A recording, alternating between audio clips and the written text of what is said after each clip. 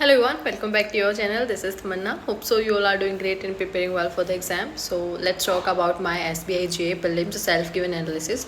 बात कर लेते हैं. सबसे पहले तो जो मेरा एग्ज़ाम था वो 20th को 10:30 की शिफ्ट में था और सबसे पहले इंग्लिश आई थी, then quant and reasoning. Okay, अब बात करते हैं. मुझे जो मेरी शिफ्ट में लगा कोई सेक्शन अगर ऐसा कि थोड़ा सा मॉडरेट, मतलब मॉडरेट साइड था, सही था, तो वो क्वांट सेक्शन था, कैलकुलेटिव था. इवन दो अगर अपन देखें जैसे जो अप्रोक्सीमेशन वगैरह भी थी वो भी कैलकुलेटिव थे थोड़े कहीं ना कहीं. और अब कैसलेट्स आई हुई थी, ठीक है, 2 थी शायद कैसलेट और उसके बाद में एक DI थी, सिंपल थी जो, ठीक है. अब बात करते हैं मेरे अटैम्प्ट्स की. इंग्लिश में बात कर लेते हैं. तो इंग्लिश में भी ना मतलब ठीक था, पैसेज था, पैसेज भी स्ट्रेट था, ऐसा कुछ नहीं था कि बहुत ज़्यादा कुछ घुमा के पूछा होगा. और वर्ड्स दिए हुए थे कि किसमें वर्ड्स की में क्या सेम हो रहा है, क्या मतलब मिल रहा है वैसे. तो इन English I total attempted 30 out of 30 and 30 out of 30. Yes, 30 out of 30. एक क्वेश्चन था लास्ट में जिसमें लग रहा था कि क्या करना चाहिए, नहीं, वो कर्स वाला जो था, है ना, एज़ फार आई रिमेंबर, क्योंकि मुझे ना भी ध्यान नहीं आ रहा है, 30 ही अटैम्प्ट हुआ था. और उसके बाद में एक कर्स वाला मैंने छोड़ना चाहा था कि छोड़ देती हूँ क्योंकि नहीं समझ में आ रहा था कर्स फीट और इस तरह से करके, पर फिर वो हो गया था. एरर वाले जो क्वेश्चन थे काफ़ी मतलब ऐसा था, स्ट्रेटली आए हुए थे, कुछ ऐसा घुमा फिरा के बहुत डीप डाउन में एरर क्वेश्चन नहीं पूछे हुए थे ग्रामर में जिसमें बहुत ज़्यादा यूज़ हो. जैसे AN वाला भी एरर था, आर्टिकल का भी. ओके, तो ये इंग्लिश का रहा. क्वांट सेक्शन पे आते हैं. इन क्वांट सेक्शन मुझे लगता है कि शायद और बेटर हो सकता था, बट कैलकुलेटिव था. बाहर जाके जब मैंने बाद में पेपर के बाद साइड में सबसे पूछा कि क्या रहा कैसे रहा, तो देखा कि क्वांट में सबके एवरेज जो अटेम्प्ट थे ना वही ये 22, 24, 25 इस तरह से थे. So in quant section I total attempted 24 questions.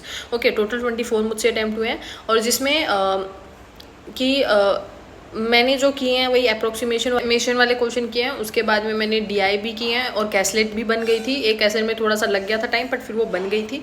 और अर्थमेटिक के भी 2-4 क्वेश्चन थे जो ट्राई किए थे, हो गए थे, ठीक है. इस तरह से कुल मिला के in quant section I total attempted 25.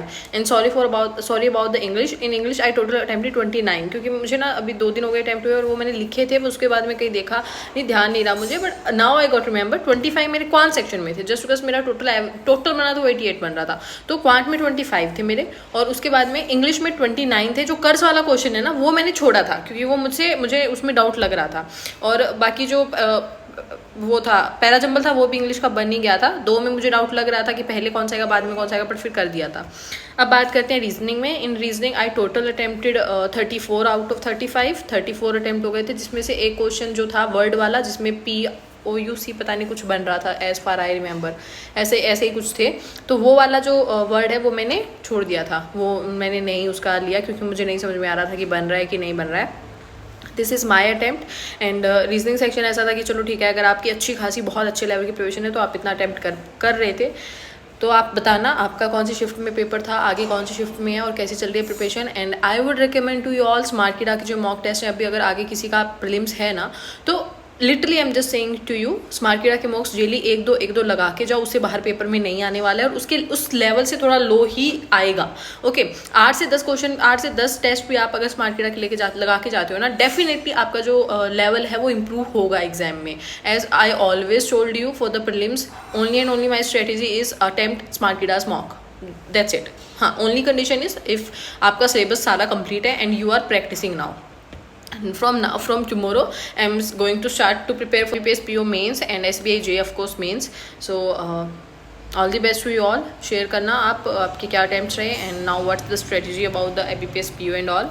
बाकी तो कल वीडियो से मिलते हैं. इट में भी अभी फ्रिक्वेंटली थोड़ी सी बनाऊँ क्योंकि बहुत ज़्यादा ट्रैवलिंग हो गई थी. मैं सुबह ही घर आई हूँ और पेपर परसों मेरा ख़त्म हुआ ही था.